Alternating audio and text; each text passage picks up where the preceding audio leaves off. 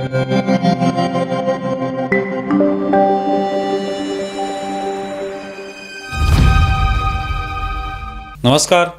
News डंकामध्ये मी महेश विचारे आपल्या सगळ्यांचं मनपूर्वक स्वागत करतो.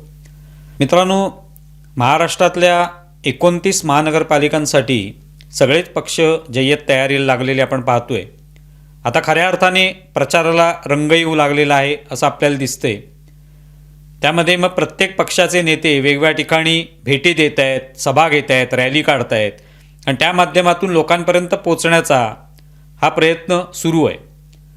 आता हे पाहत असताना आपल्याला एक लक्षात येतं की हा जो प्रचाराचा सगळा धुरळा उडालेला आहे त्याच्यामध्ये प्रत्येकाचं एक ठराविक जे केंद्र आहे प्रचाराचं, या प्रचाराचा जो रोख आहे त्यांचा, याच्यामध्ये असलेला फरक आपल्याला त्याच्यातून लक्षात येतो. महायुती म्हणजे अर्थात देवेंद्र फडणवीस, भाजपा किंवा एकनाथ शिंदेंची शिवसेना हे सगळे आता प्रचाराला लागलेत. त्यावेळेला आपण पाहतोय देवेंद्र फडणवीस हे वेगवेगळ्या जिल्ह्यांमध्ये जात आहेत, त्या ठिकाणी सभा घेत आहेत, त्या ठिकाणी वेगवेगळ्या प्रकारच्या रॅली काढल्या जात आहेत.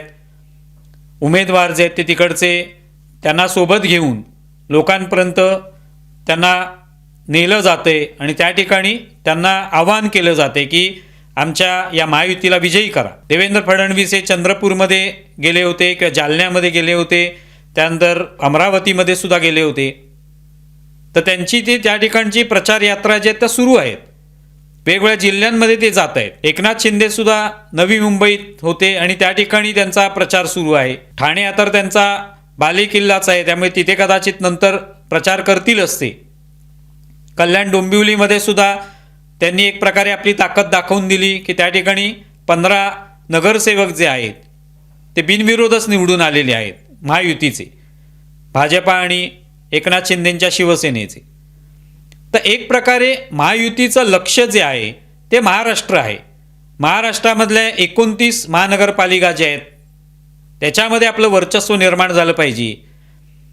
त्यातल्या जास्तीत जास्त महानगरपालिका आपण जिंकल्या पाहिजेत किंवा 29च्या 29 जिंकल्या पाहिजेत, हाच त्यांचा उद्देश आहे. आणि तो असायला काहीच हरकत नाही, कारण विधानसभा निवडणुकीमध्ये जे दमदार यश या महायुतीला मिळालेलं आहे ते पाहता त्या ठिकाणी महानगरपालिकासुद्धा आपल्याच ताब्यात असाव्यात असं वाटण्यात काहीच गैर नाही. आणि त्यामुळे त्या दृष्टीने प्रयत्न चालू आहे. दुसरीकडे महाविकास आघाडी बघायला गेले तर महाविकास आघाडीमध्ये आता ठाकरे बंधू नाहीत. काँग्रेस ही स्वतंत्रपणे निवडणूक लढवते, त्याच्यामध्ये शरद पवारांचा पक्ष हा ठाकरे बंधूंसोबत आहे आणि ते प्रामुख्याने मुंबईत आपल्याला दिसून येतं. ठाकरे बंधूंचा जो रोख आहे प्रचाराचा हा संपूर्ण महाराष्ट्रात नाही, त्यांचा रोख हा प्रामुख्याने मुंबईत आहे, हेच आपल्याला पाहायला मिळतं. हा त्याच्यातला मुख्य फरक आहे. ठाकरे बंधू आज सुद्धा आपल्याला पाहायला मिळत आहेत, वेगवेगळ्या ठिकाणी प्रचाराला जात आहेत. त्याच्यामध्ये प्रामुख्याने मुंबईतली जी वेगवेगळे प्रभाग आहेत, वॉर्ड आहेत, तिकडचे जे उमेदवार आहेत त्यांना भेटण्याचा, त्यांच्या माध्यमातून लोकांपर्यंत पोचण्याचा हा प्रयत्न सुरू आहे. उद्धव ठाकरे मराठी बहुल असलेले जे वेगवेगळ्या शाखा आहेत, वरळीतल्या वेगवेगळ्या शाखा असतील, शिवडीतल्या असतील, प्रभादेवी, दादर या भागातल्या शाखा असतील, या ठिकाणी जाताना आपल्याला दिसून येतात किंवा जातील त्या ठिकाणी. कारण त्या ठिकाणच्या उमेदवारांना निवडून आणणं हे त्यांचं उद्दिष्ट आहे आणि मुंबईवर त्यांचा भर आहे. अर्थात हे काही नवीन नाही आणि हेच आपण गेले अनेक दिवस, अनेक महिने हेच पाहतोय की मुंबई महानगरपालिका काही करून जिंकायची, त्याच्यात कोणत्याही प्रकारचा माघार घ्यायची नाही, कोणत्याही प्रकारे आपण कमकुवत व्हायचं नाही, हाच त्यांचा उद्देश आहे. त्यामुळे प्रचाराचा रोग जो आहे तो त्यांचा मुंबई पुरता आहे हे दिसून येतं. अजूनही ते कुठे अमरावतीला कदाचित ते वेगवेगळ्या जिल्ह्यांमध्ये जातील सुद्धा नंतर, पण ते जिल्हे काबीज करणं, तिकडच्या महानगरपालिका काबीज करणं हा तेवढा त्यांचा उद्देश नाही. मुख्य उद्देश आहे तो मुंबई महानगरपालिका, त्यावरच त्यांचं लक्ष केंद्रित आहे, हेच यातून दिसून येतं. आता राज ठाकरे हे मनसेचे प्रमुख आहेत. काही वर्षांपूर्वी पुणे महानगरपालिका असेल किंवा नाशिक महानगरपालिका असेल, मुंबई महानगरपालिका असेल, या ठिकाणी मनसेचं एक वर्चस्व होतं. नाशिक महानगरपालिका तर मनसेने जिंकलेलीच होती. मुंबईमध्ये सुद्धा त्यांचे 27 नगरसेवक जिंकलेले होते. पण आज या बाकीच्या जिल्ह्यांमध्ये त्यांनी भले उमेदवार दिले असतील तरी ती महानगरपालिका काबीज आपण करायचीच असा कुठे निश्चय त्याच्यामध्ये दिसत नाही. याचं कारण रोग जो आहे तो मुंबईवर आहे. आपण पाहतोय गेल्या काही महिन्यांमध्ये जेव्हा हे दोन बंधू एकत्र आले, ज्या हिंदी आणि मराठी भाषेच्या मुद्द्यावरून ते एकत्र आले, तो मुद्दा कुठे निर्माण झाला तर मुंबईमध्ये निर्माण झाला. मुंबईमध्येच हे दोन बंधू एकत्र आले, त्यांना एकत्र आणण्याचा प्रयत्न केला गेला. आणि त्याचं कारण हेच होतं की मुंबई महानगरपालिकेकडे पाहून, त्याच्या निवडणुकांकडे पाहून हे सगळं करण्यात आलं. आज सुद्धा चर्चा कशाची होते? मुंबईचा महापौर कोण होणार? तुम्ही ऐकली आहे का चर्चा? पुण्याचा महापौर कोण होणार? जळगावचा महापौर कोण होणार? नाशिकचा महापौर कोण होणार? कल्याण डोंबिवलीचा महापौर कोण होणार? भले तिकडचे 15 नगरसेवक बिनविरोध निवडून आले असली, चर्चा होताना दिसते का तुम्हाला? नाही दिसत आहे. चर्चा कशाची होते? मुंबईचा महापौर कोण होणार? तो मराठी होणार, हिंदू होणार, मुस्लिम होणार, याविषयी बोललं जातं. त्यावर टीका टिप्पणी होते, आरोप प्रत्यारोप होतात.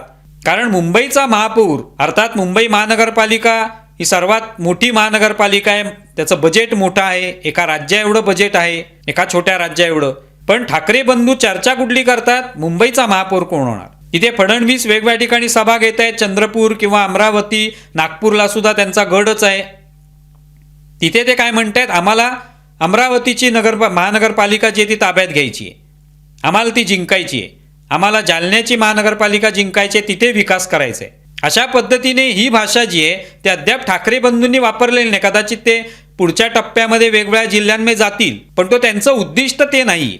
आणि त्याचं आणखी एक उदाहरण म्हणजे आता जो काही वाद निर्माण झालेला बिनविरोधचा, जवळपास 68 ते 70 उमेदवार महायुतीचे बिनविरोध निवडून आले आणि त्याच्यावरनं टीका होते. कोर्टात सुद्धा प्रकरण गेलेलं आहे, निवडणूक आयोगापर्यंत गेलेलं आहे. या सगळ्यामध्ये तुम्हाला एक दिसून आलं असेल की मुंबई महानगरपालिकेतले कोणतेही उमेदवार महायुतीचे बिनविरोध जिंकलेले नाहीत. का जिंकले नाहीत?